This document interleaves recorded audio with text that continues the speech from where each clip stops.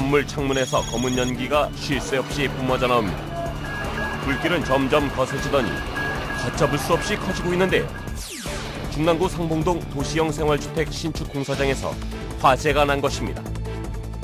현장에 도착해 보니까 그 건물 전체에 그 검은 연기가 돌고 있었고, 특히 그 지하에는 많은 연기가 나는 것으로 봐서 지하에서 그 화재가 난 것으로 감지가 됐습니다.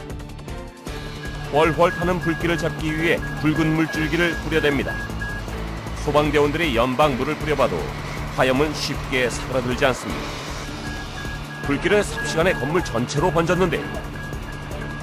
화재 현장에 도착해서 5개대를 분산 포위 협격해서 전방에 2개대, 그다음에 후방에 1개대, 그다음에 좌측에 1개대를 부수하여 화재를 진압을 하였고, 한 10여 분 정도 뒤에는 그 화재가 더욱 강해져 가지고 역화 현상까지 발생을 하여 결국은 대원들을 일단 뒤로 후퇴시킨 뒤에 전면에 부서된 그 펌프차의 방수포를 활용하고 굴절차의 그 방수포를 활용해서 집중 방수를 함으로써 화재를 진압할 수 있었습니다. 다행히 불길은 40여 분 만에 잡혔는데요. 이 불로 건물 일부와 공사 기자재 등이 불에 타 소방서 추산 3,500만 원의 피해가 났습니다. 아파트 공사 현장, 건물 꼭대기에서 검은 연기가 치솟습니다.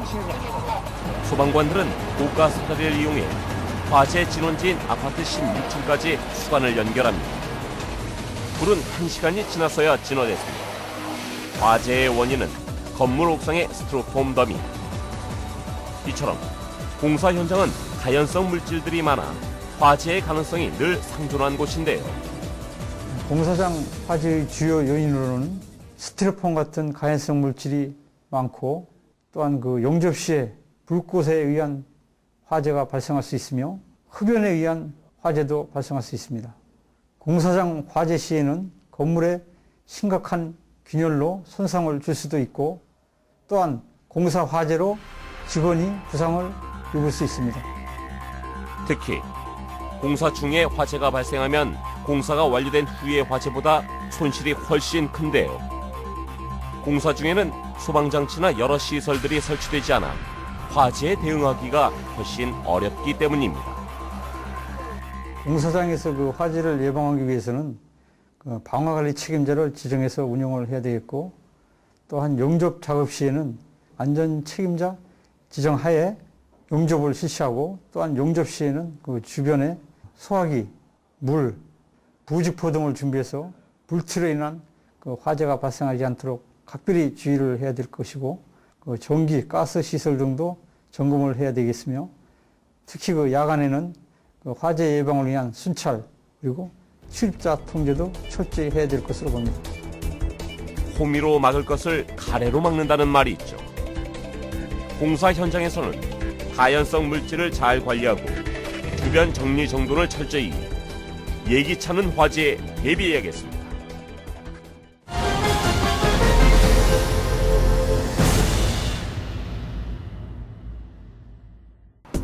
도로 위에 승용차 한 대가 옆으로 뒤집혀 있습니다.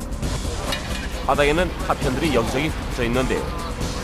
출동한 구조대원이 운전자를 꺼내려 안간힘을 씁니다. 동부 간선도로 석계램프 지점에서 성수 방향으로 달리던 차량이 가로등과 분리대를 들이받고 전복된 것입니다.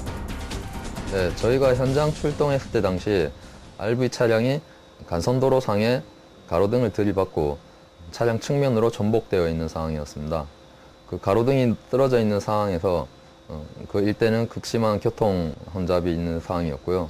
차량 안에 이 구조자는 의식은 있었으나 두부에 출혈이 있는 상황으로 목과 허리, 다리 등의 큰 통증을 호소하고 있는 상황이었습니다. 119 대원들은 톱과 망치를 이용해 앞유리를 잘라냅니다. 잠시 후 모습을 드러낸 운전자. 얼굴은 고통스러운 듯 일그러져 있는데요. 대원들은 운전자를 안심시키면서 천천히 차량 밖으로 꺼냅니다. 네, 우선적으로 환자의 경추를 보호하기 위해 경추 보호대를 착용시켰으며, 차량이 측면으로 넘어져 있는 상황에서 2차적인 전복에 대비하기 위해 유압 램과 고인목 등을 설치하여 2차 사고에 대비하였습니다. 그 이후에 차량 앞 유리를 유리 절단기를 이용하여 제거한 후에 안전하게 구조하였습니다. 한 여성이 도로에 앉아 있습니다. 그 옆으로 차량 한 대가 거꾸로 뒤집혀 있는데요. 내부 순환로에서 운행 중이던 차량이 기름 램프에서 진입하던 차량을 피하려다 내벽과 충돌한 것입니다. 운전자는 차량으로 빠져나온 상황. 구조대는 놀란 운전자를 안심시키고 응급처치를 합니다. 사고 여성은 어깨와 목, 가슴에 부상을 입고 병원으로 옮겨졌습니다. 교통량 분산으로 교통 혼잡을 해소하는 자동차 전용 도로. 하지만 자동차 전용 도로에서의 치사율은 7%로 같은 기간 일반 도로 치사율의 2%보다 훨씬 높은데요.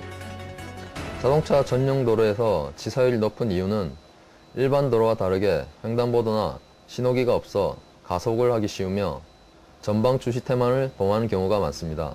또한 안전거리 미확보, 극커브길에 대한 대처 미흡 등으로 큰 부상 또는 사망으로 이어질 수 있기 때문에 각별한 주의가 필요하다고 볼 수 있습니다.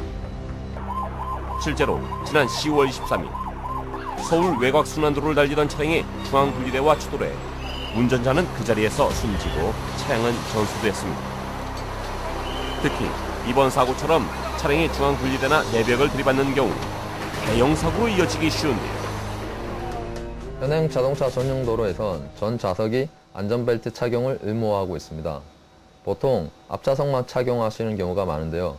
뒷좌석까지 꼭 착용하시기 바라겠습니다. 또한 자동차 전용 도로에선 가속으로 인한 사고가 많은데요. 꼭 규정 속도를 준수해 주시고 안전거리 확보를 해 주시기 바라겠습니다. 추가적으로 평소에 차량을 주기적으로 점검하시면 교통사고를 어느 정도 예방하실 수 있습니다. 자동차 전용 도로에서는 규정 속도를 잘 지키고 무엇보다 전좌석 안전띠를 반드시 착용해야겠습니다.